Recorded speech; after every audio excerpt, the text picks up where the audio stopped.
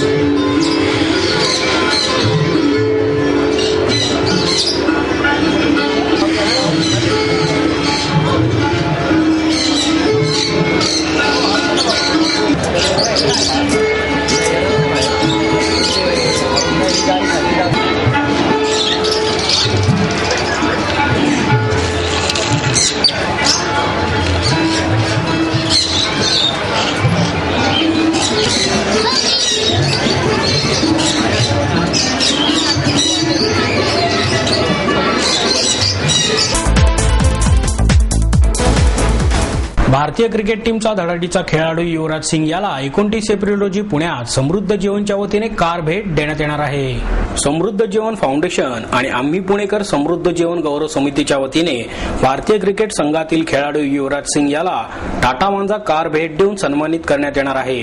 हा समारंभ रविवार दिनांक 28 एप्रिल रोजी सायंकाळी नवी सांगवी येथील PWD मैदानावर संपन्न होणार असल्याची माहिती समृद्ध जीवन फाउंडेशनचे अध्यक्ष महेश मोतेवार यांनी पत्रकार परिषदेत दिली. यावेळी समृद्ध जीवनच्या CEO सुप्रिया कणसे, संचालक प्रसाद पारस्वार, कंपनीचे अधिकारी महेश शेलार, महेंद्र गाडे आदी पदाधिकारी उपस्थित होते. पुढे बोलताना मोतेवार म्हणाले, भारतीय क्रिकेट संघाने विश्वकरंडक जिंकल्यास संघातील प्रत्येक खेळाडूला टाटा मांजा कार देऊन सन्मानित करणार असल्याची घोषणा यापूर्वीच करण्यात आली होती. विश्वकरंडक जिंकल्यानंतर डिसेंबर 2011 मध्ये हैदराबाद येथील रामोजी फिल्म सिटीमध्ये संघातील खेळाडू मुनाफ पटेल, श्रीसंत आणि आशिष नेहरा यांना कार देऊन सन्मानित करण्यात आले. संघातील इतर खेळाडूंचा त्यांच्या उपलब्ध वेळेनुसार कार देऊन गौरव करण्यात येणार आहे. रविवारी नवी सांगवी येथे आयोजित केलेल्या समारंभात युवराज सिंगला कार प्रदान करण्यात येणार आहे. तसेच सचिन तेंडुलकरने आपले शतकांचे शतक पूर्ण केल्याबद्दल फाउंडेशनच्या वतीने त्याला देण्यात येणाऱ्या सोन्या चांदीच्या बॅट बॉल ट्रॉफीचे देखील अनावरण करण्यात येणार आहे. याशिवाय अपंग व्यक्तींना 3 चाकी सायकलींचे वाटपही करण्यात येणार आहे. या कार्यक्रमात ज्येष्ठ विधिज्ञ ॲडव्होकेट हर्षद निंबाळकर, भारतीय संघाचे माजी कर्णधार चंदू बोर्डे यांच्यासह समृद्ध जीवन फाउंडेशनचे पदाधिकारी आणि शेकडो क्रिकेट चाहते उपस्थित राहणार आहे, असेही त्यांनी यावेळी सांगितले. समृद्ध जीवन फूड्स इंडिया लिमिटेड आणि पुणे गौरव समितीतर्फे आम्ही डिक्लेरेशन घेतो, भारताने वर्ल्ड कप जिंकला तर प्रत्येक खेळाडूंना आम्ही टाटा मांजा गाडी कार देणार. त्याची वचनपूर्ती म्हणून आम्ही उद्याच्याला युवराज सिंगला टाटा मांजा गाडी देत आहोत. आणि सोबत सचिन तेंडुलकरने जर शतकाचं शतक केल्यावर 1 किलो सोनं आणि 5 किलो चांदीचे बॅट बॉल देणार होतो, त्या ट्रॉफीचे सुद्धा अनावरण करणार आहोत. आमच्या कंपनीला समुद्र जीवन फूड्स इंडिया लिमिटेड कंपनीला 10 वर्ष पूर्ण होत आहेत आणि main Maharashtra Poona based company आहे आणि पुणेकरांचं सहकार्य खूप चांगल्या प्रकारे मिळालेलं आहे आणि पुणेकरांच्या सहकार्याच्या विश्वासावरच आम्ही आज देशभर काम करतोय आणि 10 वर्ष यशस्वी कारकीर्द आमची पूर्ण झालेली आहे.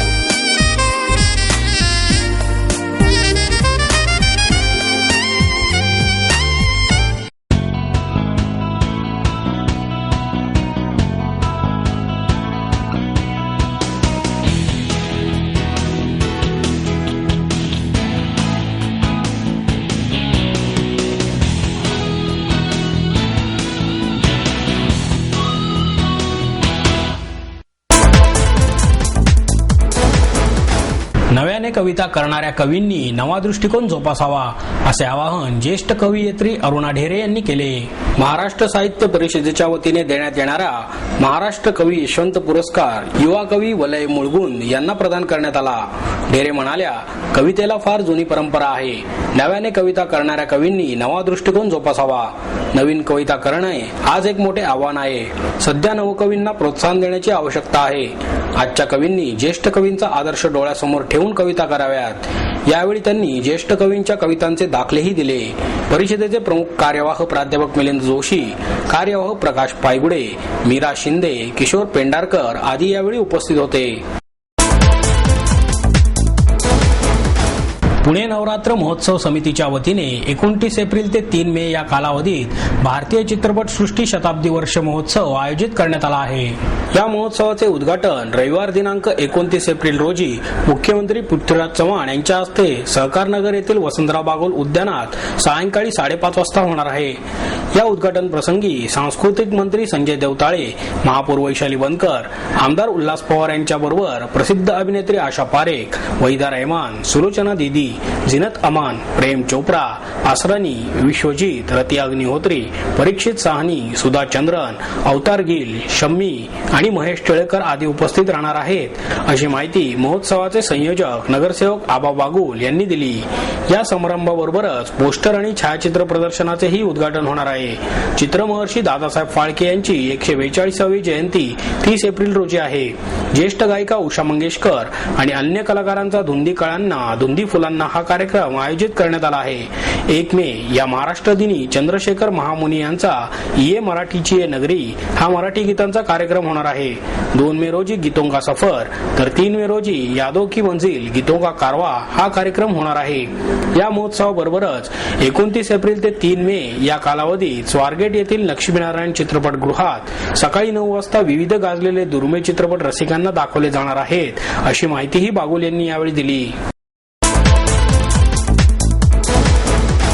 जगाबरोबरच स्वतःकडे पाहण्याचा नवा दृष्टिकोन पुस्तकांनी मला दिला असे प्रतिपादन ज्येष्ठ साहित्यिक ह.मो. मराठे यांनी केले. जागतिक ग्रंथ दिनाच्या निमित्ताने पुस्तकांनी आम्हाला काय दिले या गप्पांच्या कार्यक्रमाचे आयोजन करण्यात आले. यावेळी ह.मो. मराठे, भानू काळे, प्रसिद्ध चित्रकार रवी मुकुल, प्रकाशक सुनीता राजे पवार, श्याम जोशी या कार्यक्रमात सहभागी झाले होते. परिषदेचे प्रमुख कार्यवाह प्राध्यापक मिलिंद जोशी यांनी यावेळी उपस्थित मान्यवरांशी संवाद साधला. जगाकडे आणि स्वतःकडे पाहण्याचा नवा दृष्टिकोन, जगण्याचे भान, आत्मबळ, इतर कला प्रकारांचा समग्र आस्वाद आणि जगण्याची प्रेरणा पुस्तकांमुळे अथवा वाचनातून मिळते असे समर्पक उत्तर मान्यवर साहित्यिक, चित्रकार, प्रकाशक यांनी दिले. यावेळी मराठे म्हणाले, पुस्तकांनी मला काय दिले याचे वर्णन करणे कठीण आहे, पण जगाबरोबरच स्वतःकडे पाहण्याचा नवा दृष्टिकोन पुस्तकांनी दिला. तसेच प्र के अत्रे यांच्या लिखाणामुळे मला आत्मपरीक्षण करायला भाग पाडले.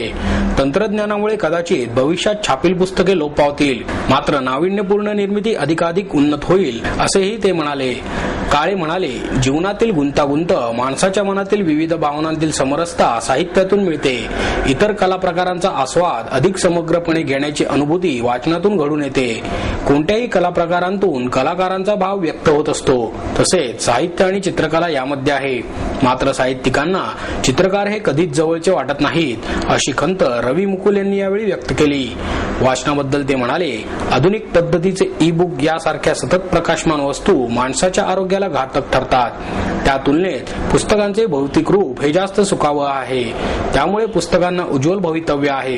आधुनिक तंत्रज्ञानात झपाट्याने होणाऱ्या बदलांमुळे भविष्यकाळात वाचनाची साधने बदलतील. त्यामुळे आगामी काळात छापील पुस्तके नसतील, मात्र साहित्यकृती संपुष्टात येणार नाही एवढे निश्चित असाही सूर यावेळी उमटला.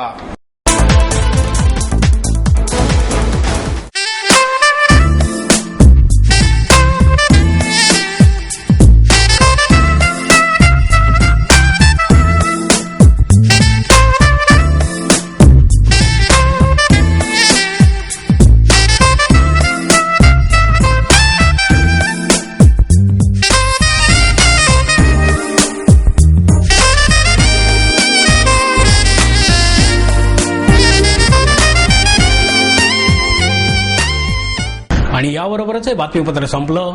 पुन्हा भेटूया उद्या याच वेळी. नमस्कार.